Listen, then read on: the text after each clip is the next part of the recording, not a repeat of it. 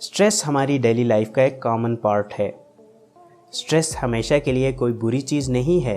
जैसा कि जब आप किसी स्पोर्ट में हिस्सा लेते हैं या कोई पब्लिक स्पीच करते हैं तो ये स्ट्रेस आपकी बॉडी को एक्स्ट्रा बूस्ट मुहैया करता है।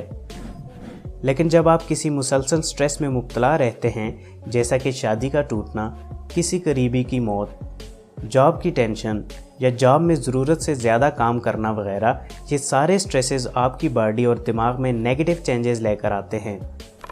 इंसानी दिमाग पर क्रॉनिक स्ट्रेस के साइड इफ़ेक्ट्स को समझने से पहले स्ट्रेस की साइंस को समझ लेते हैं। जब इंसान किसी स्ट्रेसफुल सिचुएशन को फेस करता है तो इसकी बॉडी में HPA सिस्टम एक्टिवेट हो जाता है।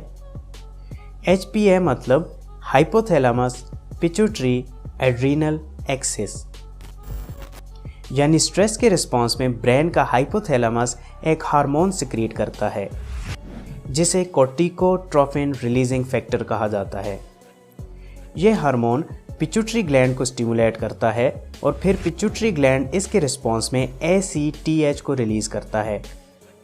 ACTH यानी एड्रीनोकोर्टिकोट्रोपिन हार्मोन ब्लड से ट्रेवल करता हुआ किडनी के ऊपर मौजूद एड्रीनल ग्लैंड में पहुंचकर कोर्टिसोल हार्मोन को रिलीज करवाता है। कोर्टिसोल हार्मोन को आमतौर पर स्ट्रेस हार्मोन भी कहा जाता है। अब क्योंकि यह हार्मोन स्ट्रेस के रिस्पॉन्स में रिलीज होता है तो यह हार्मोन स्ट्रेस को डील करने के लिए आपकी बॉडी में कुछ चेंजेस लेकर आता है। जैसा कि यह हार्मोन आपकी बॉडी के नॉन एसेंशियल प्रोसेसेस को स्लो कर देता है, जैसा कि डाइजेशन, रिप्रोडक्शन और इम्यून फंक्शन वगैरह। ये प्रोसेसेस चूँकि बॉडी की एनर्जी को यूज़ करते हैं, इसलिए इनके स्लो होने की वजह से कुछ एनर्जी सेव हो जाती है। तो हमारी बॉडी इस एक्स्ट्रा एनर्जी को स्ट्रेस सिचुएशन को ओवरकम करने के लिए यूज़ करती है।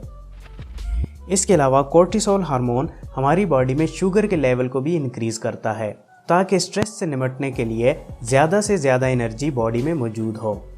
फिर जैसे ही हम स्ट्रेसफुल सिचुएशन से निकलते हैं तो हमारे ब्रेन में मौजूद हिप्पोकैम्पस इस कोर्टिसोल के लेवल को दोबारा से कम कर देता है। अब शॉर्ट टर्म के लिए तो ये सारी चेंजेस हमारे जिस्म के लिए ठीक हैं, लेकिन जब हम मुसलसल स्ट्रेस में रहने लगते हैं तो कोर्टिसोल हार्मोन का हाई लेवल हमारे जिस्म के साथ साथ ब्रेन पर भी बहुत सारे नेगेटिव इम्पैक्ट डालता है। तो आइए जानते हैं कि स्ट्रेस के हमारे ब्रेन पर क्या साइड इफ़ेक्ट्स हैं। Number 1, stress increase mental illness. Researchers के मुताबिक स्ट्रेस से हमारे ब्रेन में मौजूद माइलिन प्रोड्यूसिंग सेल्स ज़्यादा होने लगते हैं।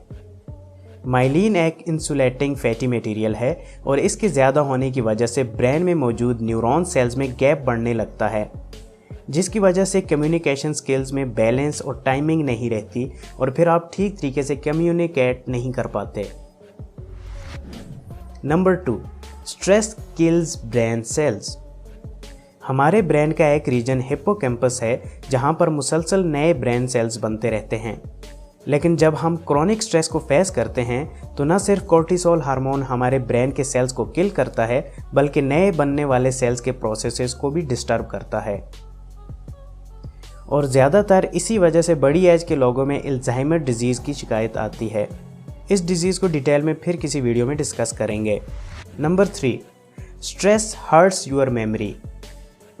ब्रेन का हिप्पोकैम्पस हमारी लर्निंग और मेमोरी में बहुत अहम रोल अदा करता है, लेकिन जब हम क्रॉनिक स्ट्रेस में जाते हैं तो हमारा हिप्पोकैम्पस ठीक से फंक्शन नहीं कर पाता, जिससे हमारी मेमोरी वीक होने लगती है और साथ में डिप्रेशन भी जन्म लेता है।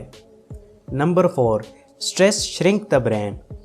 स्ट्रेस से क्योंकि हमारे ब्रेन के सेल्स ख़त्म होना शुरू हो जाते हैं तो इससे हमारे ब्रेन का वॉल्यूम भी कम होने लगता है।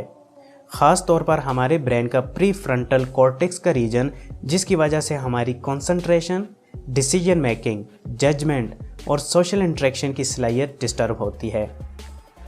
ये तो बात होगी साइड इफ़ेक्ट्स की। अब हम जानने की कोशिश करते हैं कि क्या कोई ऐसा तरीका है जिससे हम अपने क्रॉनिक स्ट्रेस को कम या फिर ख़त्म कर सकें ताकि हमारा ब्रेन हेल्दी रहे। जी हाँ, हम एक्सरसाइज और सोशल इंटरेक्शन से अपने स्ट्रेस को कम कर सकते हैं। 30 से 40 मिनट की मॉडरेट एक्सरसाइज हमारी बॉडी में ऐसे हार्मोन्स रिलीज़ करवाती है जिससे हम रिलैक्स फील करते हैं और स्ट्रेस कम हो जाता है। और इसी तरह अगर हम फैमिली या दोस्तों में बैठते हैं और गपशप करते हैं तो इससे भी स्ट्रेस कम होता है। क्योंकि इंसान एक सोशल एनिमल है और इसे दूसरों के सहारे की ज़रूरत पड़ती है।